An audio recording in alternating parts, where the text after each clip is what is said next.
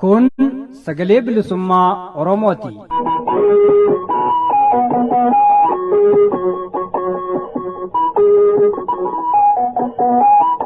Sagaleen bilisummaa Oromoo dambalii gabaabaa meetir baandii 19 kiiloo heerzii 15,420 irratti jimaataa fi dilbata galgala sa'aatii 8 hanga sa'aatii 8 walakkaatti afaan Oromootiin roobii ammoo galgala sa'aatii 8 hanga sa'aatii 9tti afaan Oromoo fi qophiilee dabarsuu amma jalqaba.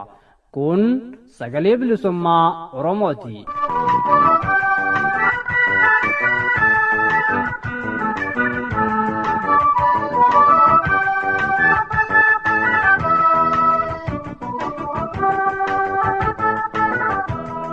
Akkam jirtu kabajamtoota dhaggeeffattoota keenya nagaan keenya kabajaa iddoo jirtan hundatti isin haa ga'u. Sagantaa har'aa keessatti qophiilee qabannee dhiyaannee wal duraa duubaan isin beeksisna. Jalqaba oduutu dhiyaata. Oduutti aansuudhaan barabaraan qe'ee ofirratti salphachuu manna gadi bahanii falmatuun gabrummaatti xumura gochuutu sirna mata duree jedhu jalatti qophii qindaa'etu gama keessan ga'a. Itti aansuun lammiilee Oromoo guttin irraa kumaantamaan qe'ee qabeenyaa isaaniirraa humna finxaaleyyii Amaaraa Faannoo jedhamuun buqqa'anii shaambuu qubatanii jiran keessaa afgaaffii harmee tokko waliin deemsisnetu dhiyaata. Xumura irratti qophii goorroo abbaatu hordota roorroo abbaatu dhowwata jedhutu dhiyaata. Nu wajjin turaa isiniin jecha gara oduu yeroo galgala kanaaf qabnutti isin dabarsina.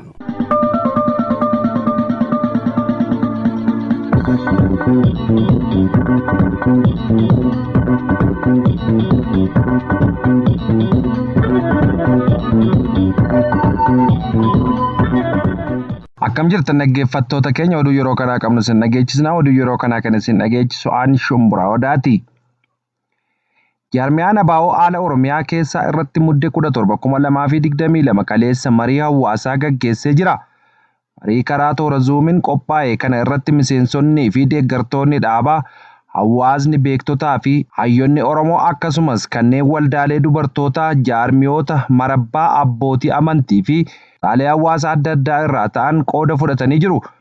Marii kana irrattis duguuggaa sanyii fi gidiraa ulfaataa uummata Oromoo fi weerara Oromiyaa irratti humnoota mootummaa bilxiginnaan bobbaase sadarkaa akkaan hamaa fi qaneessaa ta'een deemaa jiru sochii akeeka Minilik galmaan ga'uuf jecha ifaa fi dhoksaan diinnan Oromoo itti jiranii fi warraaqsa uummanni Oromoo duula irratti baname qolatee dhabamarraa of oolchuuf akkasumas kaayyoo qabsoo bilisummaa Oromoo galiin ga'uuf Oromiyaa keessa gaggeessaa jiruu fi hiriirri mormii sirna bilxiginnaa deeggarsa fincila biyya keessaaf ibsuuf jecha hawaasni Oromoo biyyoota alaatti taasisaa jiruu fi dhimmoonni hedduun ka'uudhaan irratti mari'atamee jira. Dhimmoota gaaffileen irratti ka'aniifis hogganoota ABO'tiin ibsi laatamee jira. Qophii akka aadaa Oromootti eebban eegale faaruu alaabaa Oromoo itti aansuun kanarratti Jaalalamaayyoo Diroo Oromiyaarraa hirmaachuudhaan haala duula hammina diinnan weerartoonni Oromiyaa keessatti raawwataa jiranii fi tarkaanfilee qabsaa'onnii fi uummanni Oromoo lola irratti baname irra aanuuf fudhatan qaban ibsanii jiru. Godinoota kibba bahaa Oromiyaatti hidhaan miseensota ABO irratti jabaatee itti fufuutu barame. Akka odeessi sagalee bilisummaa Oromoo dhaqqabe addeessutti muddee 17 2022 kibba bahaa Oromiyaa godina Baalee dhiyaa onoota garaagaraa keessatti miseensota ABO isin waraana bilisummaa Oromootittiin jechuun jumlaan manneen irra deemanii akka hidhaa jirantu dhaga'ame. Akka kanaan godina Baalee dhiyaa ona Dalloo mannaa magaalaa Dalloo fi gandeen onichaa keessa jiran keessa kanneen waraana bilisummaa Oromooti jechuun hidhaman miseensonni ABO keessaa kanneen ammaaf maqaan ABO dhaqqabe Maamman Huseen Abduu, Adamaa Amaan, Abdulhaab Huseen, Abdulwahaab Huseen, Abdurrahimiin Saanoo kanneen jedhaman dabalatee ilmaan Oromoo lakkoofsan 14 ta'an waajjira poolisii magaalaa Dalloo mannaatti hidhamuun dararamaa jiru. Haaluma wal fakkaatuun godinuma kana ona Gobbaa magaalaa Gobbaa fi gandeen naannoo irraa kanneen maqaa deeggartoota waraana bilisummaa Oromootiin adamfamanii hidhaman miseensonni ABO waajjira poolisii magaalaa Gobbaatti hidhamuun dararfamaa jiru. Akka kanaan ganda Sheedam irraa ukkaanfamuun kanneen hidhaman Hussein Abdii, Mahammad Walliyyi, Qaasim Abdul Jalil, Mahammad Hussein, Ibrahim Usmaam kanneen jedhaman keessatti argamu. Ona Gobbaa ganda Itittuu Suuraa fi Gama Xajaa jedhaman irratti kanneen hidhaman Adam Ayyub Shaaroo, Nuuree Jamaal Subii, Awwal Muusaa, Ahmad Hussein Adim, Hussein Mahammad Tolaa, Makkee Umar Sirboo keessatti argamu. Onuma Gobbaa ganda Sa'immannaa irraa tokko Aloo Haajii Umar, Awwal Ibroo Kadir, Jamaal Qaasim Gurree fi kanneen maqaan nu hin dhaqqabin hedduun waliin jiru. Achuma Ona Gobbaa ganda Mi'oo irraa Jiliyaan Adam, magaalaa Gobbaa irraa Muhammad Umar Shaayimoo waraana bilisummaa Oromoo deeggartan shakkuun dararamaa akka irraan gahaa jiran dubbatu maddeen Saabaa'oo. Hawaasni Oromoo biyyoota hambaa garaagaraa keessa jiraatu hiriira mormii ba'uudhaan mootummaa Bilxiginnaa duguuggaa sanyii uummata Oromoo irratti raawwataa fi raawwachiisaa jiru balaaleffachuu itti fufaniiru. Akka kanaan hawaasni Oromoo biyya Aastiraaliyaa bulchiinsa Viiktooriyaa keessa jiraatu muddee 15/2022 magaalaa Meelboornitti hiriira balaaleffannoo mootummaa Abbaa Irree fi nama nyaataa Bilxiginnaa irratti adeemsisaniiru. Kaayyoon hiriira mormii kanaa ajjeechaa haleellaa diroonii fi xiyyaaraa dhumaatii sukkaneessaa humnoota faannoo fi deeggartoota mootummaan Itoophiyaatiin uummata Oromoo irratti gaggeeffamaa jiru balaaleffachuu akka ta'e beekuun danda'ameera. Mootummaan PP humnoota faannoo Oromiyaa keessaa akka baasu, waraana Oromiyaa keessaa akka dhaabu, haleellaa xiyyaaraa akka dhaabu, waraana Oromiyaa irratti labse dhaabee rakkina karaa nagaatiin akka furu gaafataniiru jechuun maddeen gabaasaniiru. Hiriira mormii sa'aatii 4 oliif gaggeeffame irratti hawaasni addunyaa dhumaatiin uummata Oromoo irratti raawwatamaa jiru akka dhaabbatuuf gahee isaa akka ba'u gaafachuu isaanii maddeen oduu ifoomsanii jiru. Warreen ajjeechaa sukkaneessaa uummata Oromoo irratti raawwatanii fi raawwachiisan seeraan akka gaafatamuu qabanis hubachiisaniiru. Hiriira mormii walgahii hogganoota biyyoota Afrikaa fi Ameerikaa US African Leaders Summit jedhamu irratti affeeramuu mataa sirna nama nyaataa PP Dr. Abiy Ahmad balaaleffachuun hawaasni Oromoo Ameerikaa fi Kanaadaa kutaalee adda addaa irraa walitti dhufan Washington DC'tti guyyaa 2 hiriira mormii gaggeessanii jiru. Haaluma wal fakkaatuun hawaasni Oromoo biyya Jarman magaalaa Barnitti kanneen Norway jiran magaalota Osloo fi Bergeenitti Neezerlaand warri jiran Zaheegitti akkasumas Faransaay magaalaa Paarisii fi Liyoonitti hiriira mormii ba'uudhaan sirna PP uummata Oromoo irratti yakka raawwataa fi raawwachiisaa jiru akkaan balaaleffataniiru. Keessumaa hawaasni Oromoo biyya Neezerlaand magaalaa Zaheegitti hiriira mormii ba'an kunniin xalayaa isaanii waajjira haja alaa Neezerlaand, paarlaamaa Neezerlaand fi imbaasii Turkiyyeetti galchanii jiran. Akkasuma hiriirtonni kunneen qaaman imbaasii Turkiyyee Zaheegii jirutti argamuudhaan diroonii mootummaa Abiy Ahmadiif kennuudhaan uummata nagaa, ijoollee fi manguddoo ajjeesisaa fi mana barnootaa barbadeessaa akka jiru bifa dhaadannoon ibsanii jiru. Egaan kabajamtoota dhaggeeffattoota fi daawwattoota keenya oduun raadiyoo sagalee bilisummaa Oromoo har'aaf qabannee dhiyaanne asirratti xumurree jirra. Qophiilee raadiyoo sagalee bilisummaa Oromoo biroo hafan waliin turtii gaarii isiniin jedha.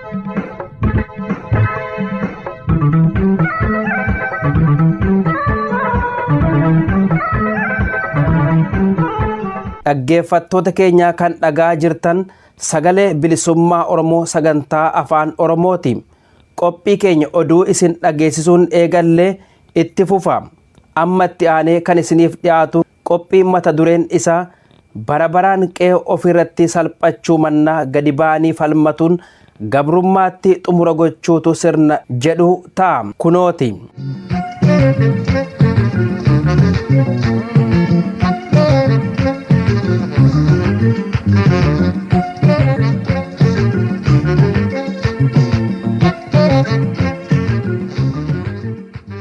bara baraan qe'ee ofii irratti salphachuu mannaa gadi ba'anii falmatuun gabrummaatti xumura gochuutu sirna. Qabsoon gabroonfattoota waliin godhamu kan inni bu'aa buusuu yoo sabni gabroome sun qabsoo geggeessuu itti fufiinsaan taasise qofa. Dararaan, ajjechaan, buqqaatii fi qe'ee isaa irratti weerartootaan salphifamuun kan irraa dhaabbatu yoo jabaatee falmate qofa. Oromoon akka sabaatti erga bara fincila qonnaan bultoota Baalee fi Raayyaatii kaasee guyyaan inni gabroonfattootaaf tole jedhee bule hin jiraatinuu malee qabsoo qindaawaa rakkoo isaatti isa xumuraaf guduunfaa godhe geggeessuu hanqachuun gidiraan isaa hanga har'aatti akka itti fufu godhee jira. Qabsoo bifa faffacaa ta'een geggeeffamaa ture kana akka inni jabaatuuf jecha sabboontonni qaqqaaliin sabaa ta'anii mari'achuun qabsoo kana mataa isaa walitti fiduuf jecha jaarmiyaa adda bilisummaa Oromoo ABO bara 1970moota gara jalqabaa keessa hundeessan. ABO'n erga hundaa'ee as qabsoo bifa faffacaan geggeeffamaa ture qindeessuun qabsoo falmaa mirga abbaa biyyummaa akka galii isaa gahuuf hojjechaa tureera, ammas hojjechaa jira.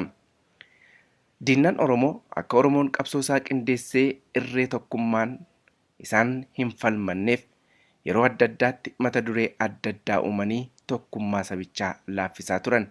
Kunis hojii boonsaa ABO'n hojjeteen akeekni diinaa kun fashaluu danda'eera.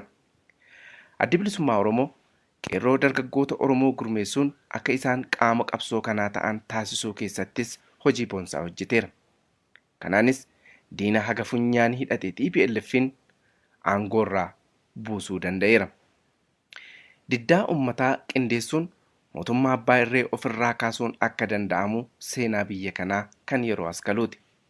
Diddaan kamuu akkuma gubbaarratti tuquuf yaalle yoo itti fufiinsa qabaate qofa firii barbaadamu argamsiisuu danda'ama. Uummanni keenya kana hubachuun diddaasaa jabeessee itti fufuu qaba. Oromiyaan seenaa ishee keessatti argitee kan hin beekne yeroo ilmaan ishee weerartoota finxaaleyyii yookiin golissitoota Habashaan akka hoolaatti ciibsamanii mataan irraa muramu argaa jirti. Wayita nama ciibsanii mataa irraa muran kan agarsiisu suur-sagalee yookiin viidiyoo waraabanii wayita ittiin dhaaddatanis argaa jirra. Salphinni kana caalu hin jiru. Hammeenyummaan gabroonfataa kana caalus hin jiraatu. Bineensummaa yeroo ammaa addunyaa kana keessatti mul'atee hin beekamnetu Impaayera Itoophiyaa keessatti saba Oromoo irratti ta'aa jira. Bara addunyaan lubbuun namaa hafnaan bineensaafuu abukaatoo ta'ee lubbuun bineensaa akka hin baaneef falmatutti Oromoon haga bineensaallee hanqatee yeroo qalamu caalaa maaltu nama dhukkubsa. Oromoon diina qe'ee kee dhufee akka hoolaatti ciibsee si qalu calliftee mana teessee eegda yoo ta'e sababiin inni qe'ee kee keessa akka barbaadu fiigee yookiin garmaamee ilmaan kee abbootii fi haadholii keenya akka barbaadutti hin ajjeefneef hin jiru. Dubartii ulfa baatii 9 osoo isheen lubbuun jirtu manatti galchanii itti cufanii gubuu caalaa hammeenyi isaan nurratti raawwatan hin jiru.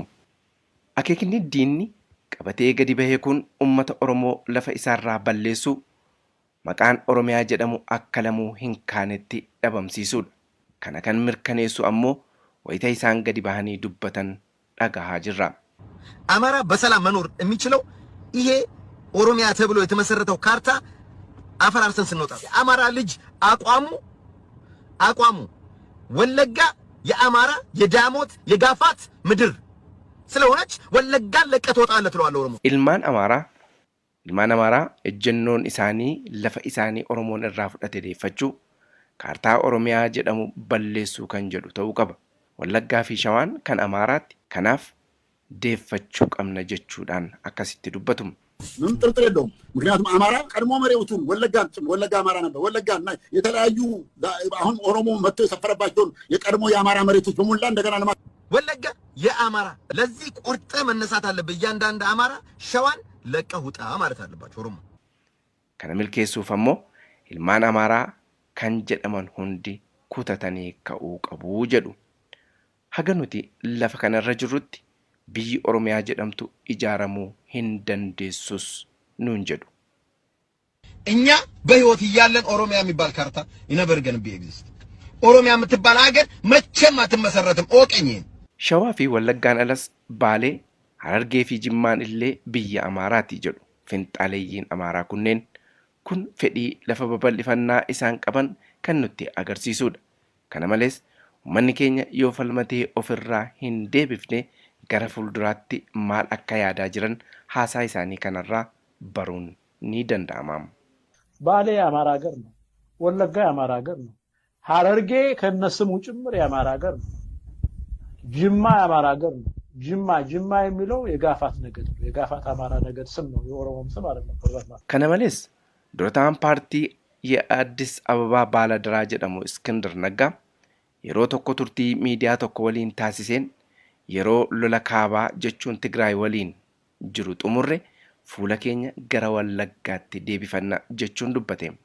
Kana jechuun gochaan amma uummata keenya Wallaggaa irratti gaggeeffamaa jiru itti karoorfamee akka ta'e kun ragaa guddaadha. ሌላ ፊታችን የምናዞርበት ሌላ ደግሞ እንደ ሀገር የምንዘምትበት ጉዳይ አለ። በተለይ ሸኔ በኦሮሚያ ላይ የአክራሪ ቄሮች እንቅስቃሴ ነው። ስለዚህ በዛም ላይ ፋኖም ልክ ትግራይ ድረስ ገብቶ ትግራይ መግባት ካስፈለገ ትግራይ ድረስ ገብቶ የህወሓት ሰራዊትን መበተን አለበት እንደሚባለው ሁሉ ያ ነገር ከተጠናቀቀ በኋላ ወደ ኦሮሚያ መግባት ገብቶ ሸኔን እንደዚሁ ትጥቅ ማስፈታት ያስፈልጋል። Manneen amantaa bakka silaa kabaja qabaachuu malee golgaa godhachuun akkamitti wal ijaaraa akka turan sagalee waraabamee bahe kanarraa baruun ni danda'ama. መስከረም 23 ጀምሮ ምሽጎች እንዲቆፈሩ በድብቅ ኬላዎች እንዲጠበቁ የድብቅ መሳሪያዎች አማራውን በየመስጊዱና በየቤተክርስቲያኑ በማስገባት በማማማል አንዱ አማራ ያንዱን መሳሪያ የድብቅ መሳሪያ እንዳይጠቁም በማድረግ በማተማመን ይሄን በማድረግ kullachuu ummata kana qeefii qabeenya isaarraa buqqisanii fedhii lafa babal'ifannaa isaanii galmaan gahachuuf wanni isaan hojjechaa turan hedduu ta'uu gochaa isaanii kanarraa baruun ni danda'ama. Sagalee waraabamee bahe kana irraa akka hubannetti manneen amantaa fi bakkoota adda addaatti of ijaaruun meeshaalee waraanaa hidhataa akka turan dahannoo adda addaa qotanii ummata kana fixuuf qophaawaa akka turan afaan isaaniirraa akkas jechuun dubbatu. ምክንያቱም በየቤቱ በየጓዳው ወለጋ ውስጥ ገብተናል። ወጣቱን በዩኒቨርሲቲ ያለውን የተለያዩ ወጣቶችን መሰብሰብ ችለናል። Ajjechaan jumlaa fi gara jabeenyaa kun akka uummata keenya irratti raawwatuuf kanneen waamicha gochaa turan hedduudha. Isaan keessaa tokko Zamad kun nama jedhamudha. Innis akkas jechaa ture.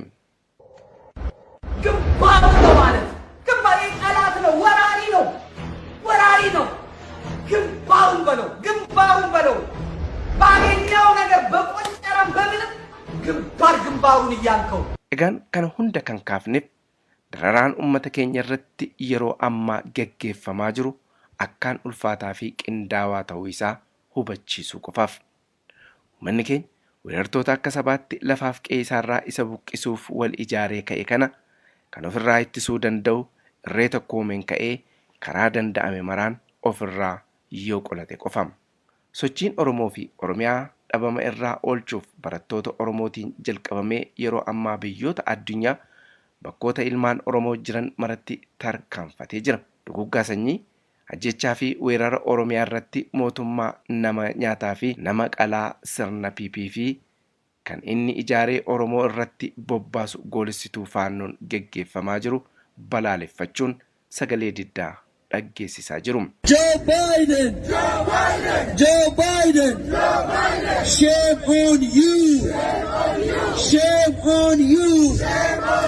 Abiy Ahmed, the Ethiopian Prime Minister, should be in jail. Should be in jail. Not in America. Tibba darbee walgahii hooggantoota Afrikaa 49 ol irratti hirmaatan kan qopheessummaa Ameerikaatiin magaalaa guddittii Ameerikaa Waashingten DC'tti gaggeeffame irratti muummichi ministeera Itoophiyaa Abiy Ahmed irratti argamanii turan. Hawaasni Oromoo Ameerikaa kutaa adda addaarra jiraatu fuuldura masaraa mootummaa Ameerikaatti walitti qabamee duguggaa sanyii ajjechaa buqqaatii fi sarbamiinsa mirga namummaa Oromiyaa keessatti mootummaa Itoophiyaa fi humna finxaaliyyii Amaaraa faannoo jedhamaniin raawwataa jiruu fi daangaa Oromiyaa finxaaliyyii kanaan sarbamee ajjechaa uummata keenya irratti raawwatamaa jiru mormuun hiriira bahanii uummata isaanii biyya keessaaf sagalee ta'anii jiru. The killer government of Ethiopia. Abiy Ahmed is unfit to lead. Abiy Ahmed is unfit to lead. Terrorist Fanno Amara out of Oromia. Terrorist Amara Fanno out of Oromia. No justice in Oromia. No justice in Oromia. No justice in Oromia. No justice in Oromia. No peace in Ethiopia. No peace in Ethiopia. No justice in Oromia. No justice in Oromia. No peace in East Africa. Mootummaan Ameerikaa mootummaa Itoophiyaa lammiilee isaa irratti yakka duguggaa sanyii geggeessaa jiru cina dhaabbachuu fi deeggarsa godhuu fi dhaabuu qaba. Abiy Ahmed yakkamaan Abiy shororkeessaadha jechuun sagalee diddaa isaanii dhaggeessisaniiru. Drones to kill Oromos. Stop using taxpayers' money to support the terrorist government in Ethiopia. The Ethiopian government is a terrorist government. USA, stop using taxpayers' money to support Abiy Ahmed. Bifuma wal fakkaatuun hawaasni Oromoo biyya Noorwee tibbana magaalota Osloo fi Beerganitti akkasumas Jarman Berliinitti, Neezerlaand magaalaa Zahegitti, Awustiraaliyaa Meelboornii fi biyyoota biroo keessatti hiriira bahuun duguggaa sanyii uummata Oromoo irratti geggeeffamaa jiru waraana Oromiyaa irratti labsame haleellaa xiyyaaraaf diroonii akkasumas weeraraa daangaa Oromiyaa ilmaan nafxanyaan geggeeffamaa jiru balaaleffatanii jiru. Mootummaan PP kana akka dhaabus gaafataniiru. Ilmaan Oromoo biyya keessaa fi ala jiran uummata keenya waraana xayyaara mootummaa PP fi weerara finxaaliyyii Amaaraa Faannoon guyyuu ajjeefama qalamaaf qe'ee isaarraa buqqaa jiru kanaaf sagalee ta'uun itti fufee adeemsifamuu qaba. Mana teenyee mormi keenya diinaan nurraa muramuutti gadi baanee falmannee wareegama qabsoon gaafattu hunda baasuun gabrummaatti xumura gochuutu kabajama. Yeroo ammaa kana mootummaan diddaa uummataa kana gara dabarsuuf jecha ajandaa adda addaa uumee uummatatti gadi baasuun uummata keenya afaan fajjeessuuf yaada isaa gara biraatti harkisuuf yaalaa jira. Tibbana naannoo magaalaa Finfinneetti waa'ee alaabaan walqabatee ajandaan uumame diddaa uummata keenyaan goleellee Oromiyaa fi guutummaa biyyattii keessatti adeemsifamaa jiru gara dabarsuuf ajandaa qopheeffamedha. Nama biyya qabutu alaabaa qabaata. Yeroo diinni dachii abbaa keenyaa irratti nutti duulee lafarraa nu buqqisaa jiru kanatti waa'een alaabaa ajandaa ta'uu hin danda'u. Maaliif yoo jettan alaabaan mallattoo biyyaati. Nama biyya mataasaa qabutu alaabaadhaas qabaata waan ta'eef. Inni qalamaa jiru sababa alaabaa PP Oromiyaaf miti. Sababa dachee isaaf. Kanaaf kan dursu biyyaa fi dachee ofiiti. Kanaaf uummanni keenya ajandaa diinaa kana jala fiiguu dhiisee biyya ofiif, mirga ofiif, bilisummaa ofiif diddaa isaa jabeessee itti fufuu qaba. Impaayirri Itoophiyaa kun uumamuu ishee irraa kaastee hayyootaa fi beektota Oromoo akkasumas qonnaan bultoota walumaa galatti ilmaan Oromoo nyaachaa as geesse. Dur harkaa fi harma nu muraa kan turan yeroo ammaa immoo morma ilmaan Oromiyaa muraa jiru. Diinni yoomillee diina. Kanaaf morma keenya biyya keenyaaf kenninee Oromiyaa diinni diiguuf ifaajaa jiru kana ijaaruutu bara baraan boohuu irraa walaba nu baasa. Kanaaf qabsoo keenya finiinsinee mirga abbaa biyyummaa keenyaa haa mirkaneeffannu.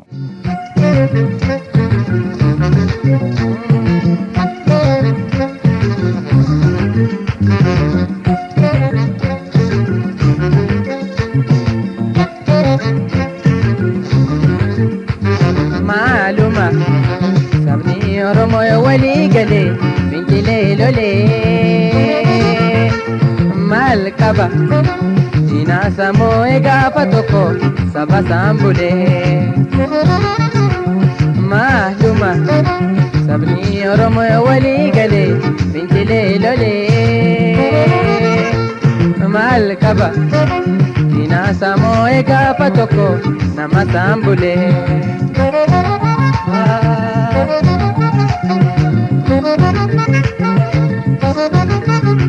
Akkaada babbaan qabne dhidhiitamne hanga yoomitti jiraannaa gabroomne. Akkaada babbaan qabne dhidhiitamne hanga yoomitti jiraannaa gabroomne. Tokkummaan kaane hafoorsine fincilee lollee. Baan kun hunduu nurraa jita yoo bilisomne. Tokkummaan kaane hafoorsine fincilee lollee. Baan kun hunduu nurraa hafa yoo bilisomne.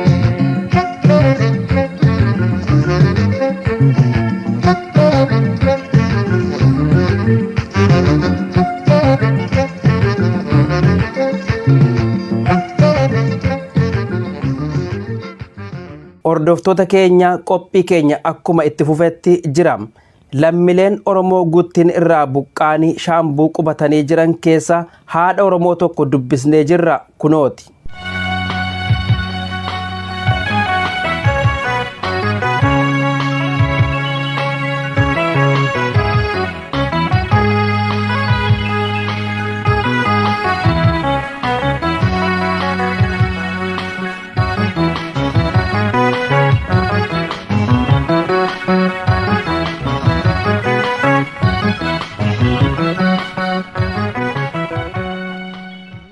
Akkam jirtu?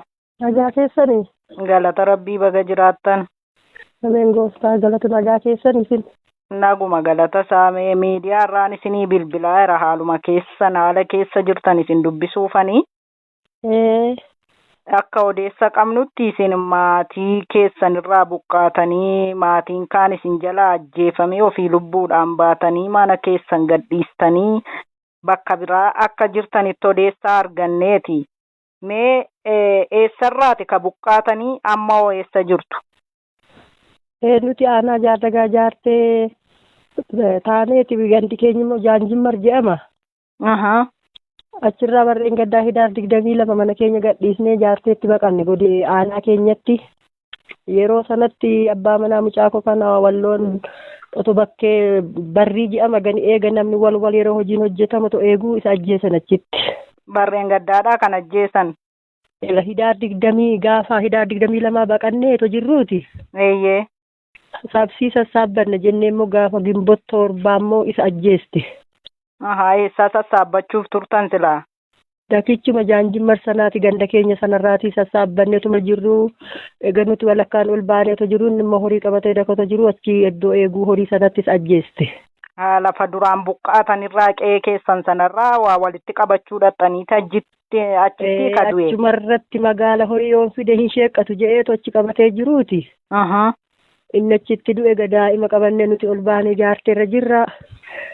Egaa immoo inni du'eetu achi jirru immoo kun ammas lammata nu quunname jennaan daa'ima 2 qaba ture inni duraan isaaniin qaba'ee ol dhufees daa'imni sunis kun asitti narratti mi'ame ilmi tokko keessaati. Amma bakka lammataa qubattan sanarraa waggaa darbeechirraa buqqaatanii magaalaa kamiin qubanne jettan silaa? Magaalaa jaartee qubanne aanaa keenyarra. Amma immoo jaarteerraas isin buqqaasanii? Jaarteerraa immoo kunoo achiis nu buqqaaste jennaan dhufnee godina jirra amma Shaambuu. Magaalaa Shaambuu jirtu amma? Magaalaa Shaambuu dhufne immoo asitti mucaan immoo haaluma qilleensaa sunis hin mijanne nyaannis hin argamne.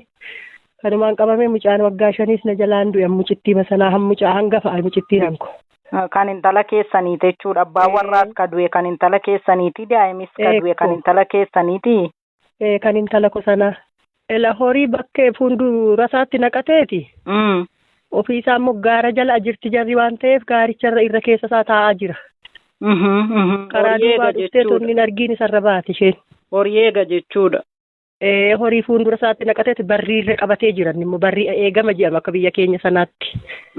Eewudha maqaanii abbaa manaa intala keessanii kun? Bookaa jedhama. Bookaa eenyuuti? Bookaa Nuurfataa. Abbaa ijoollee meeqaa ture? Abbaa ijoollee 2 egaa kun amma yeroo sana isaa garaa isheetti hedduu kana deesse amma mucaa tokko. Haa ta'u gaa'ee dhugaadhanus kanuma dhageenyeeti abbaa warraa ishees qalamee mucaan see hangafaasii haala beelaarraan kan ka'e du'ee jedhanii odeessa arganneeti isin dubbisuuf jennee silaa kallattumaan intala keessa yookaan kan abbaan warraa sirraa du'ee daa'imni sirraa du'e dubbisuuf yaaleen ture egaa jireenyi isin faffacaaseetu argachuu hin dandeenye. Haa ta'u mee amma kan abbaa warraa intala keessan yookaan mucaa keessan kana kaqale eenyuudha adda baafattaniittuu qaama kamiidha? Qaamni kalee Finxaaleeyyuma. Finxaaleeyyii faannoo Amaaraati. Finxaaleeyyuma isaa hanqalee Finxaaleeyyuma beekamaani. Naannoo sanatti kanumatu deddeebi'ee ta'aa jira. Sa'atii sanatti tarii waan ittiin jedhan qabu naannoo sana jirtu yeroo inni kana ta'e waan adda baafatta waan ittiin jedhan jira moo isin ergi du'eeti ka dhageessan laata? Moo yeroo yakki kun irratti raawwate naannoo sana jirtu itti dhiyeenyaan waan quba qabda waan dhageessan qabdu? Nuti yeroo sana daa'ima fu'annee gara jaarteetti ol baaneerra. Isaan dhiirotuma wajjiniin naannoo sana qabatanii sababa horiitti achuma jiru. Egaa taateen kun ta'ee gaafa jedhani guyyaan isaa sanbataa sa'aatii galgala naannoo 9 irratti jammarame haalli lola gaafasiisuun dafinoo ganama adeemne egaa nuti du'ee buleera. Erginni du'eetu deemtani. Namootuma bira jirutu fuudhee gara manaatti gasheera malee nuti yeroo sana bira hin jirru. Garuu immoo taateensaa ajjeechaansaa bareedaa miti. Akkamii mormarraa muramee kan jedhu dhageenye ammam dhugaadha wanti kun? Akkasi'a. Mormumarraa muraniiti ajjeesanii? Waan gargari hin buune akkuma handaaqqoo qorraanitti gorra'ameera jedhan garuu nuti dhaqne sassaabaniiru warri bira uwwee manatti gashe immoo akkasumaan nutti odeessan. Warra reeffasaa kaasee warra jaan argeetu isinitti hime? Nuti bullee dhaqne gan owwaalamne bullee baqnee owwaalle malee. Amma isin yeroo lammaffaaf buqqaatanii jechuudha jalqaba qe'ee keessanirraa buqqaatanii gara aanaatti baqattanii ammas marsaa lammataaf buqqaatanii gara magaalaa Shaambuudha ka jirtan. Achi jirra amma immoo kun asufne miilumaan daa'imoota kana qabannee ufne asitti immoo du'a jalaa baasnannee ammas duuti deebee lammata nu qaqqabee maal goona ganne. Egaa jabaadha dhugaadha hin ulfaata mee jaarteerraa hoo kan buqqaatanii gara Shaambuu dhuftan yoomidha? Jaarteerraa gamma naannoo ji'a 1 torbee lammaffaa keessa jirra. Ergi gara Shaambuu dhuftanii? Achittoo maaltu ta'eeti yeroo buqqaatan sana rakkoon uumame egaa beekamaadha garuu namumaaf ifa haa ta'uufidha dhugaadha uummanni keenya dhibbootaan kumaatamootaan qeerraa buqqaa akka jiru numa beennaa. Guyyaan isaa maalii guyyaa sana maaltu ta'e jennaan dirqamtanii qe'ee keessan marsaa lammataaf gadhiistanii deemuu dandeessan? Guyyaan isaa facaasa jedhama nuti gabaa dhaqne jennaan gabaa yeroo geenyu namni achi as didichaa nutti dhufe jennaan maalinnaan nuti baqa'anu jedhan. Jennaan egaa nuti akkuma ugumayyuun seenee waraannis immoo torbee isaatti baheera achirra aadaa sanarraati. Waraanni kan mootummaa moo? Kan mootummaa baheera torbee isa duraa. Ba'ee gaafattan magaalaa sana gadhiisee deemee? Torbee isaanii achi bahanitti isaanis facaasuma sana bahanii jarri kunis torbee isaatti dhufanii galanii warri finxaaleeyyiin kunis. Ergi waraanni mootummaa magaalaa sana gadhiisee deemeetu finxaaleeyyiin Amaaraa dhufanii jechuudha. Torbee isaan bahanitti dhufan isaan. Meegaa yeroo sanatti akka gabaa jirtanidha kan himtanii namoonni baqatanii isinitti dhufan kun maal gochaa jiru maaltu ta'e isiniin jedhan? Egaa ufte jennaan nuti arreennee maqnee wayyaa maqna keenyarraa uffannee qabnuufi ijoollee kana qabannee baanee achirraa siiqnee gaafa ilaallutu dhukaasni baname magaalichatti mana gurguddaatti keesse manni guggubate manni jaartii irratti manni bareedaan tokkollee hin jiru amma garuu waan argitaniitu miidiyaa irratti iyyuu. Dhugaadha mul'ata sa'atiima sana isa dhufan dhukaasa bananii mana uummataa gubanii isin lubbuu keessan baafachuuf baqattanii jechuudha. Nuti egaa lubbuu baafachuuf gadi garba dura biyya keenya ufnetti baqannee naannoneeti gara Shaambuu ufne achirraa siiqnee gaafa ilaallu hoomti magaala sanaa magaazinii mi'aan baatu hin hafne manni babbareedaan hin hafne lubbuun namaas amma bahee garuu eenyuraa yoo kataa miti nama baay'eetus mi'ame qabeenya baay'eetus bade inni jaartee illee kana jedhamee hin dubbatamu. Dhugaadha ulfaataadha waama gabaasaa argataa oolu waan dhagaaf argaa oolluudha. Meegaa lubbuu keessan qofa moo kabaafachuu dandeessan tarii huccuu jijjiirraaf ta'u waan harkatti qabattanii waan halkan tokko lamattiin bultanii midhaana ta'u waan harkatti qabattan waan baafattan qabduu laata sa'a sanatti. Nuti dhugaa makanaa fagaannee amma har'aa geenya mana sanarraayyuu jennee yaanne isa dakaa biyya keenyarraa jalqaba funaannee fidanni qabeenyi nuti qabnachuma keessatti barbadaa'e. Wayyaa ishee dhaqna keenyarraa bichaa kun amma kaleessa ishee madeesse kanaaf warma simbiraa ufan kanatu iyyuu wayyaa tokko fidee laatee fi malee waan dhaqna keenyarraa jijjiirannu mataa isaan fidanne nuti. Kan keessanis manni barbadaa'eera jechuudha. Kiraa qabannee kan keenya dakaa iddoo duraatti hafe suma kiraa qabanne sana keessatti hundumti isaan gubatee ani. Ta'u ergi dhuftanii ogaa akka dhugaadha naan jechaas jirtuu dhagaas jirranii beeknasii huccuu qaama keenyarra jiru qofa qabannee kabaanee jettanii kana biratti haadha ulfaa qabattanii deemaa jirtu daa'ima qabattanii deemaa jirtu mee kiloomeetira gamii walirraa fagaata shaambuu fi jaarteen kun akkamitti iyyuu deemtanii gara sanatti dhiyeessuu dandeessan yookiin akkamittiin haala akkamiitiin magaalaa shaambuu ga'uu dandeessanii? Jaartee shaambuun kiiloo 70 nuti guyyaa facaasaa sana achirraatii baane gaafa roobii ufnee akkayyuu sajamutti baane bulle achi ufne gara saqalaatti galle guyyaa 3 adeemnee ufne as geenye. Jaarsi abbaa koos jira daa'imoota kanas nan tirsaa dubartii garaatti baatu kanas nan tirsa kana qabadhee guyyaa 3 garaa bulee nan as gahe. Egaa geejjibin jiru dhugaadha daa'ima qabattanii jaarsa ulfaatoo qabattanii haadha ulfaadha garaatti baattu qabattanii miillaan deemtanii kiloomeetira 70 deemtanii dhuftanii achi ga'uun dadhabbii hedduu qaba. Egaa rabbi isin gargaaree immoo sana hunda injifattanii immoo magaalaa sana ergi geessanii eessa qubattan akkamitti qubattan akkamitti jirtu wanti nyaattan wanti uffattan maaltu jira?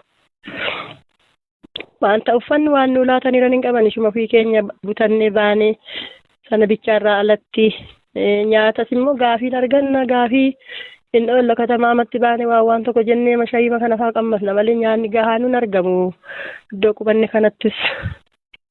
Mee mucaan hangafaa nurraa boqotee asitti jettan kun maalirraati laata? Ilma nyaatarraa kan ka'edha.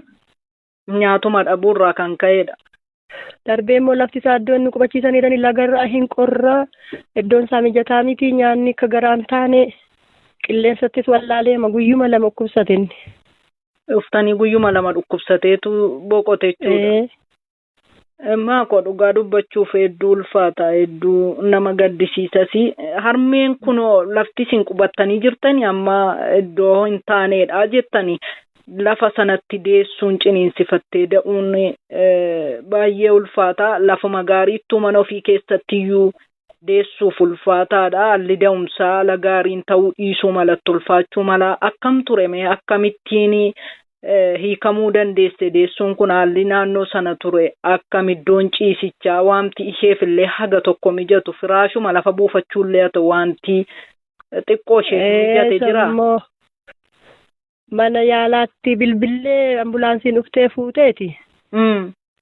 Mana yaalaa xeenaa xaabaa irratti hiikamte gasheen gaafas gargaaramtee bulte guyyaa maroobi gaafa mucaan suni guyyaa isa balleeffame isheen galgaluma isaa miixuun ishee qabnaan ambulaansiitti dawwallaan dhufanii nu fudhatanii achi immoo maatiin amma iddoon jirru kun fayyoo niitiin ilma isaanii da'umsa ufteetti iyyuu achitti nu arganii daraa mucaa kana lammataa achi naqatiin xinnoo sammuun ishee boqotu'anii mana tokko nu laatanii achi keessa torbee tokkoof turre amma. Maatiidhaa firaa warri mana isiniif laatan kun? Firaa maatuu ijaanuu nun beekani rakkinuma keenya ilaalanii malee wal argine iyyuu hin beeknu waaqumatu laphee isaanii tuqeeti malee ijaanuu wal hin beeknu firoo maaturuu. Guyyaama mucaan hangafaa sun isinirraa dadhabeedha kan isheen hiikamte? Guyyaa inni balleeffame galgalammoo miituun ishee qabate haqannee achitti deesse isheen. Egaa hojiin rabbii nama dhiba dhugaa dubbachuu fi gam tokkoon gaddi namatti dhufaa gam tokkoon immoo gammachuu hirmaatu jiruuma addunyaati. Egaa gadda keessanittis jajjabaadhaan jedha gammachuun keessanis immoo isiniif hirmaanna baga gammaddan egaa waa lama keessummeessaa jirtu. Waa lama keessummeessaa jirra Waaqayyo kaa galatu malee. Egaa isinumtillee haftanii har'a ga'uun immoo waan tokko amma eessatti isin biraa sochootere deessuun kun yookiin intalli keessan kun eessa jirti amma? Ishee immoo waanniin waraannis galeera kaabineenis aanaa keessanitti galeera galaa jechaa jiru jedhaninnaan kaleessa deebisee eddichuma qubanneerru sana. Achuma kaayanii mucaasa xinnaa bira kaayanan dhufeera amma hansaanii immoo miyanaa lallaatanii kanaan duratti tajaajilamaa turre jirayyuun isa isaaniif sassaabaa qulfii isaanis jeen as dhufeera malee. Isheen garuma jaarteetti deebitee jirti? Jaarmeedaa ji'a maddee qubanne sana jaarmeedaa malee hin deemne. Iddoo qubachiifaman sana deemte? Magaaluma shaambuu ta'eeti. Eddicha qubanneerru sana jaarmeedaa jedhama mucaan firaa tokko firaashii cidinuu biteerayyuu achiin kaayetaniin amma ufee. Isin waan ittiin gargaaramaa turtan deebisuuf malee ma waluma bira jirtu jechuudha? Waluma bira jirra isaanis qulfiis laa'ee isaaniinis immoo amma kanaatti nu gargaaran waaqa isinaa eebbisu jechuu mooton jeeyin baheerayyuun galgala akkasuma isaan ji'a jeen as deebi'eera malee ishuma bira hin jiraanu. Amma ogaamee bakkuma deebitan sanatti wanti ittiin jiraattan maaltu jira tarii deeggarsi garaa garaa ta'aati jira wanti kun wanti isin qaqqabe jira laata wanti ittiin ijoollee kanas deessuu kanas ofii keessanis oolchitanii bulchuu dandeessan waan akka nyaataas haa ta'u uffataas haa ta'u deeggarsi isin qaqqabe jira haala akkamii keessa jirtu? Egaa deeggarsi kun duqee dura daakuu xaafii fidanii guyyaa kana toshamaa oolee uummanni baay'eedha galgaluma raatii maaf arganna malee guyyaa fi qursii fi misaa abbaa masaatu argate nyaata abeenuma oola. Garuu kan argattan irbaatuma malee ganamaa fi guyyaan jiru jechuudha. Sa'aatii eegee waan nu laatamu hin jiru amma har'a magaalarraatii ti'aa ufanii hojjetanii misaa irratti nu laataniiru har'a. Kan kana godhu eenyudha? Qaamni mootummaa kana keessatti waan isin bira dhaabbataa jiru qaba. Akka miidiyaa irraa arginutti uummatuma Oromoota abbootii qabeenyaatu wal dammaqsee waan kana gochaa jiraadha ka quba qabnu. Mee gama mootummaatiin deeggarsi ta'aa jiru jira? Wanti mootummaa waan keessa galeeruyyuu hin jiru. Innoo ijoollee biyya alaafaarra jiranii ijoollee magara Finfinnee jiran kana fa'aa matuu walitti kurfaa'ee gadi ergaa jira malee karaa mootummaa wanti ta'eeru hin jiru jedhanii har'a mataasaa magaaluma shaambuu kana keessarra waldaan kamii akka ta'e hin beeku malee waldaatu fidee misaa laatee deebi'an mayyuu. Malee qaamni mootummaa homaa gochaa hin jiru. Beektu waan yeroo odeessamu akkas jedhanii odeessu garuu nuti keessa isaa gad fageessines waan dhageenyu hin qabnu. Bilbila sufurkaan qabnu waan isaan beeknu malee akka jedhamutti akkas jedhanii odeessu ijoollee biyya alaarra jirtu ijoollee Oromiyaa irraatu kurfaa'ee gargaaraa jira uummata sasa buqqa'eef gaddee miindaa isaarraa kukkutee jiru malee karaa mootummaa kun ta'echaa nageenya. Dhugaadha yennus kanuma quba qabna suma kana sinirraa qulqulleeffachuufanii gama mootummaatiin homtuu akka ta'an jirree uummatuma Oromootu waan danda'uun isin bira dhaabbataa jira kana quba qabna. Mee haalli waliigalaa maal fakkaata buqqaatonni akka keessanii? Haalli isaan keessa jiran maal fakkaata? Jireenyi buqqaatotaa baay'ee rakkisaa waan namatti mijateeruyyuu hin jiru. Boqonnaa maa qaba yoo harka isaarraa qabaate amma tokkoof tajaajila irraa addatti wanti gargaarsi kun takataattalee yeroo isaa eege sa'aatii isaa eege waan nama gargaare hin qabu fayyuma lubbuma oolshannaamaas jirra malee waan nu mijateeru hin qabnu sittis. Haa ta'u harmee baay'inni buqqaatota wajjin jirtanii kunoo hagamin ta'a laata tilmaamumaan jechuudha lakkooftanii dhugaa jiru beekuu baattanis tilmaamaan hagamin taana jettanii yaaddu. Naannoo 7,000 ta'u warrumti jaarteerraa ufnee qubanne jaarmeedaas jedhamu kanatti qubanne. Amma Mannaayiraarras jiru warri dura Wallaggaas jiru iddoo 3tti qoodamnee jirra miti amma nuti. Isa kanaaf naannoo 7,000 ta'a jedhanii uummanni buqqa'eeru kunoo. Kanumti iddoo tokko jirtan iyyuu 7,000 geessu jechuudha. Iddoo tokko miti hiramneeti. Bakka 3tti nu qoodeera. Wallaggaa yuunivarsiitii keessas kan jiranii mannaariyaa yookaan buufata konkolaataas kan jiran jiru lafa isin amma jirtanis jiru. Inni kaan inni waa harkarraa qabu immoo mana kireeffateeti jira. Yooma waa deeggarsi uftee jedhamu guyyaa ofa malee galgala kireeffateeti gala baay'eensaa namni. Haa ta'u haadha koo gajabaadhaa rabbi sin faana ta'u mee dhaamsa maal qabdu uummata Oromoofis haa ta'u maaliin nu bira dhaabbatanii maal luufa godhanii maaltu ta'uu qabaa jettu dhaamsa qabaattan yoo jiraate. Egaa yoo tolanii masaanii kun rakkinni yoo ta'e waggaa geenyee nuti rakkannee jirru biyyarraa biyyatti tarkaanfachaa jirra. Yooma tolanii haala biyyaa kana nuu mijeessanii akkaataatti jireenyaa nuu mijeessu ta'eef ergaa dhaamsa kanaa qaqqabsiisaa. Asteenya bu'aa buusnu hin qabnu nuti otoo nagaan nuu bu'ee biyya keenyatti gallee isa asii gargaarsa ija keessa laaluurra toqnee kosii keenya irratti gallee achumatti illee waan fe'e taanee nuu mijatanuufi as keessatti wanti nuu mijate tokko hin jiru. Daa'ima biyya hin beekne qabannee dhufne jaarsaa umuriin isaa du'aaf ga'ee gottotee dhufee as taa'ee ija keessa laalchisuu korra totolee gooftaan araara buusee biyya keenyatti akka gallu taanee nuu wayyanuu fi dhaamsa nani qabu nagaan barbaadaa. Isinis immoo galatoomaa gooftaan sinaa eebbisuu si wajjinaa ta'u ayyaanni Waaqayyo. Tole ulfaadha ammaa koomee uummata Oromoo kan isin bira dhaabbataa jiru galateeffataa turtanii ammas uummanni kun yoo danda'e maaliin akka isin bira dhaabbatu barbaaddu haga haalli mijatee nagaa isin barbaaddan iddootti deebi'ee gara qe'ee keessaniitti deebitaniitti maaliin akka isin bira dhaabbatan barbaaddu?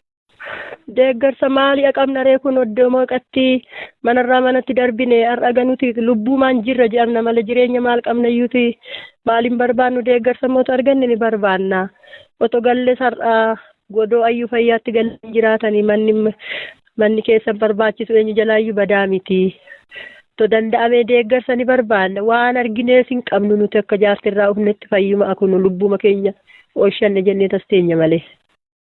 Haa ta'aadha koo ulfaadhaa gaala rakkisaa kana keessa teessanii rakkina keessan obsaan ciniinnattanii yaada jiru sagalee bilisummaa Oromoo wajjin yeroo keessan fudhattanii taasisuu keessaniif guddiseen isin galateeffadhaa. Jabaadhaa waaqni isin faana haa ta'u yoo dandeenye deebinee isin dubbisna ulfaadhaa galatoomaa. Eeshi nagaan turaa gooftaan sinaa eebbisuu eebbifamaa. Nayyee ulfaadhaa.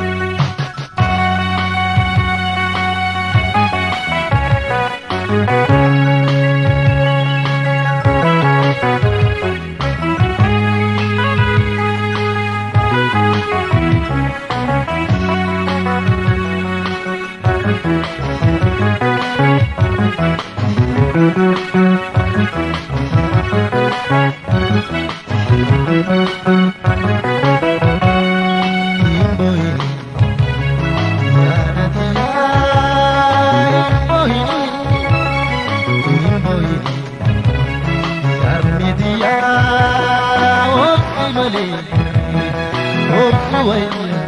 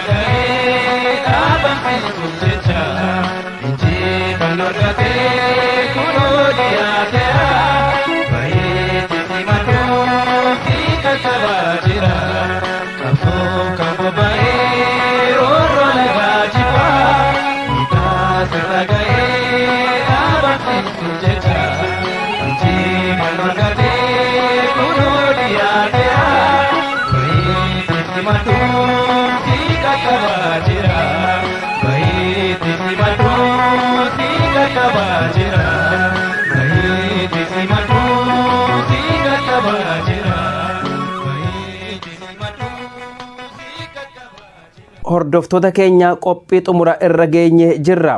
Gooroo abbaatu hordata, roorroo abbaatu dhowwata. Qophii keenya itti aanee dhiyaatu kanarratti kan jedhu qaba.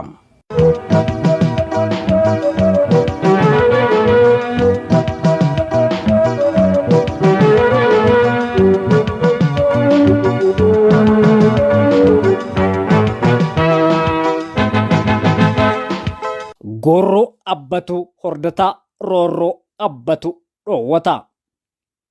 Qeen abbaa malee abba lammiin qabdu akkuma jedhamu Qabeenya ofii tikfachuu fi akka waraabessi hin seennetti qe'ee ofii jabeessanii eeggachuun mirga uumamaa abbaan qe'ee fi qabeenyaa isaa irratti qabudha. Hulaa sareen seenteen waraabessi akka hin seenneef godaannisa seenaa darbe irraa barachuun Oromoon akka sabaatti bakkayyuu wal cinaa dhaabbachuun qe'ee fi qabeenya namaaf saa isaa yeroo itti tikfatu isa yeroo kaanii caalaa amma. Seenaa rirminyaattu akkuma jedhamu seenaa keessatti uummanni Oromoo bal'aan akka saba guddaa dachee bal'aa irra jiraachaa turee fi jirutti impaayera Itoophiyaa keessatti eenyummaa isaan yakkamuun sirnootaa fi murnoota dhufaan lufaa tokkummaa impaayeratti leellisaniin dhiibamaa fi dhiitamaa ture. Ammas miidhamaa jira. Inni amma mul'ataa jiru garuu dhiibamuu irra darbee dhabamsiifamutti tarkaanfatee jira. Qubattoonni gaafa jiraachuuf kaaba impaayerattiin Oromiyaa seenan muuxannoo gabroomsanii jiraachuu warroota dhihaa weestarn leegaasii dhaalaniin jijjiirraan maqaa osoo nafin eenyummaa namaa fi lafaas kan isaaniitti jijjiiruun kan ofiin bakka buusanii doomineet eenyummaa Oromoo fi Oromiyaa lafa irraa balleessuun aadaa amantaa fi duudhaa alagaa ofii hordofan Oromootti fe'anii kan Oromoo dhabamsiisuun gabroonfatanii bulchuuf dhagaan hin falaxin hin turre. Ammas abjuu fakkaatatti jiru. Akka sanaan ilaalcha habashummaa diriirsuun Oromoo gabroomsanii bulchuuf babal'ifannaa qubannaa ekspaanshin gara Oromiyaa taasisuu keessatti Oromoo akka barbaadanitti gabroomsanii Oromiyaa akka fedhatanitti qircachuuf tooftaa fi tarsiimoon isaan baafatan guddaan eenyummaa Oromoo hundeen balleessuu ture. Habashoonni uummata Oromoo aadaa, duudhaa fi amantii ganamaa qabu walumaa gala eenyummaa Oromummaa balleessuun eenyummaa isaanii dhaalchisuun Oromoo gabroonfachuu fi Oromiyaa qircachuuf yeroo jedhanitti dursa yeroo amantaan kiristaanaa Aleksaandaraa irraa gara Itoophiyaa dhufuu walakkeessa jaarraa 14ffaa keessa bara 330 AD irraa qabee hanga 1958tti addatti Oromoo fudhachiisuuf bu'aa bahiin isaan hin baane hin turre. Kana seenatu dubbata. Weerartoonni Habashaa gochaa dabaa garjabeenyummaa fi bineensummaa jalqaba kan isaan shaakalan Oromoo Walloo irratti. Oromoon Walloo gaafa amanticha fudhachuu didu tooftaa abbaa irrummaa irratti baasaniin warra amantaa fudhachuu dide sanyummaan foyanii qe'ee irraa ari'achuun buqqaasuu pirskeeshin fi qabeenya isaa saamuun konfiskeeshin yakka namoomaa inhumanity Oromoo irratti raawwataa turan. Sanaan hin raawwanne. Ifatti ammoo nuu gabroomuu dideen jiraa fannisanii funyoon ajjeesaa turan. Gochaan fakkaataan nugusootaa qubattootaatiin Oromoo Arsii fi Harargee irratti jaarraa 19ffaa keessa taasifame. Aanolitti harkaa fi harma muranii calanqotti miila muraa turani. Har'as jaarraa 21ffaa jaarraa qaroominaa baanamu keessatti leellistoonni sirna harcaatota sanaa Wallaggatti morma muranii mukatti diranii Oromoo irratti geerrarani. Waan ta'eef Oromoon baraan salphina eenyummaa isaanii yakkamee qe'ee fi qabeenyaa isaa irratti roorrifamee ajjeefamaa, hidhamaa, buqqaafamaa, gubataa, saamamaa jiraachuu jalaa bahee bilisaan qe'ee isaa irratti jiraachuuf tokkummaa isaa cimsachuun of ta'ee wal ta'ee qe'ee isaa irratti falmachuu qofatu fala maayiti. Kanaaf kan gorroo abbatu hordotaa roorroo abbatu dhoowwata jenneef.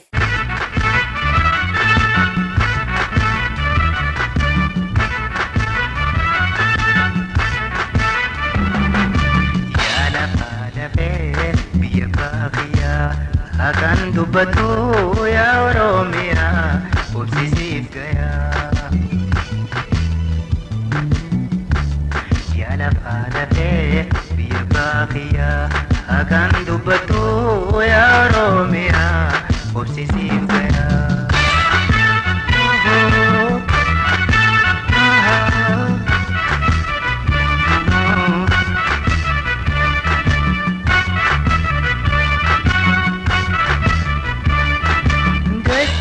obsite kanarraan dura afaan baasiti dubbadhu har'a harmee obsite kanarraan dura afaan baasiti dubbadhu har'a eegaasi nyaatee wal dabroon taraa dirqiinsi saamee abboo keenyarraa.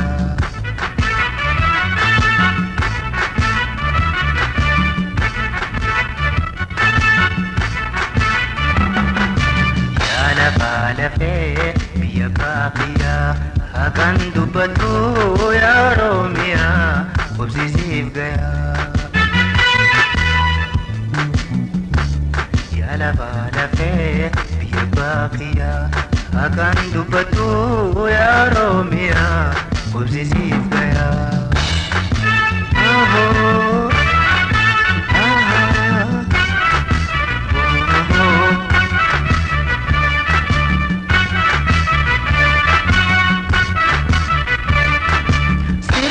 Beeloine sirraate bonne qabeenya keetirra agabuu hafne sirra beeloine sirraate bonne qabeenya keetirra agabuu hafne yoomne jiruun harka maranne akka ilmoo haadha abbaan qabne.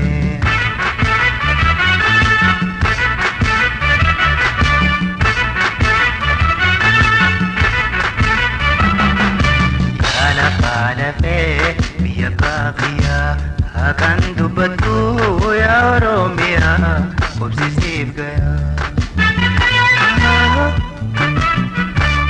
Yaa lafee biyya baaqiyyaa hakan dubbatu yaa Oromiyaa obsisiif gayaa.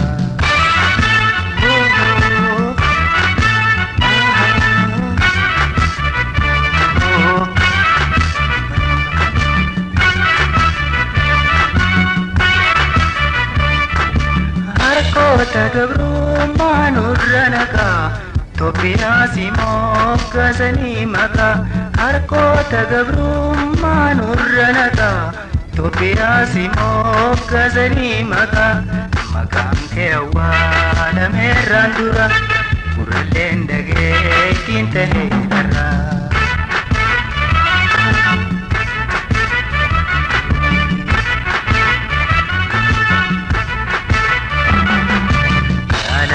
Lafee biyya baaqiyyaa hakan dubbatu yaa Oromiyaa obsisiif gayaa.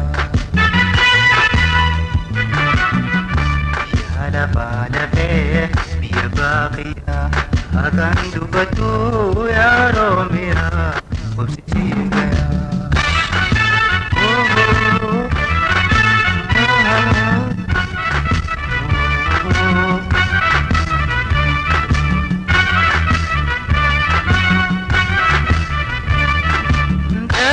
Dugomsee abbummaa maqaa kasinuuf falmoo barbaadu meeqa daraan dugomsee abbummaa maqaa kasinuuf falmoo barbaadu meeqa mi'aatee bareer sirratti waaqa atiin dubbattu kan itti haqaa.